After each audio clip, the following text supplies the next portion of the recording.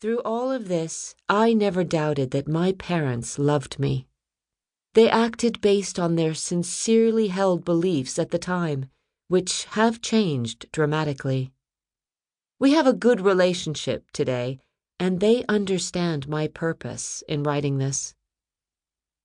There are two ways to listen to this book: as a story about a cult or a young woman's personal story.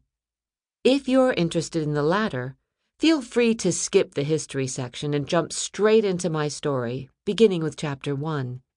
You can always go back to the history later if questions come up about the cult.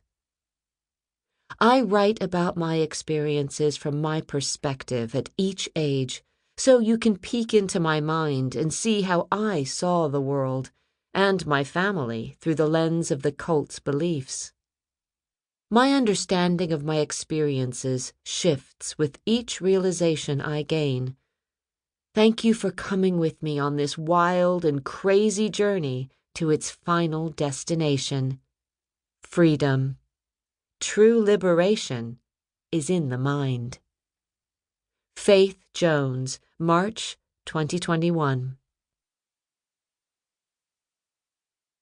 A not-so-brief history of my family and the children of God. 4 generations of evangelists. My father is a 4th-generation evangelist.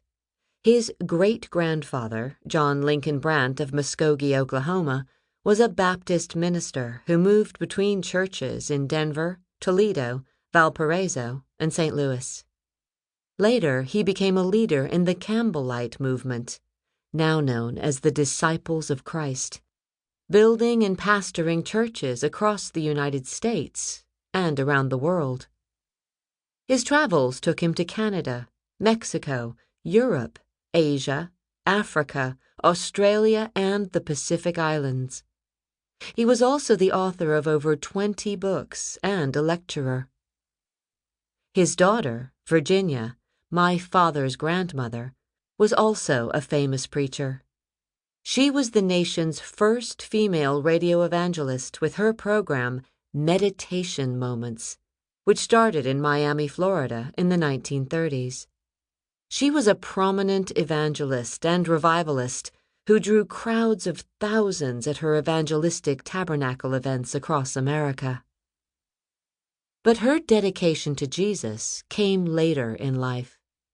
Although she had been raised a Christian, her faith was shaken with the loss of her mother when she was in her early 20s, and for a time she declared herself agnostic.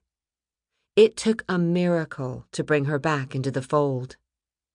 After giving birth to her first child, Hjalmar Jr., she fell and broke her back in 2 places, leaving her in terrible pain and often bedridden.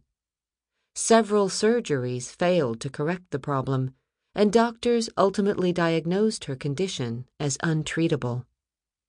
But her husband, Hjalmar Berg, an evangelical minister, kept praying over her. My great-grandmother's miracle healing. One afternoon, in pain and at the end of her strength, Virginia called out to God for help.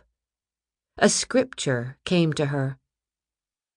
Whatever you desire, when you pray, believe you will receive them, and you will have them. Mark, chapter 11, verse 24. She said, "I believe." At that moment, as the story goes, she was miraculously healed and rose from her bed. Hjalmar ministered to a small congregation in Northern California, and she shared her testimony there the following morning. Soon, speaking invitations started pouring in, and Virginia's reputation and following began to grow. Preaching about miraculous healing was against her church's doctrine, but Virginia and Hjalmar refused to keep quiet and were ultimately expelled from the Disciples of Christ. Subsequently, they joined the Christian and Missionary Alliance, an evangelical Protestant denomination with a heavy emphasis on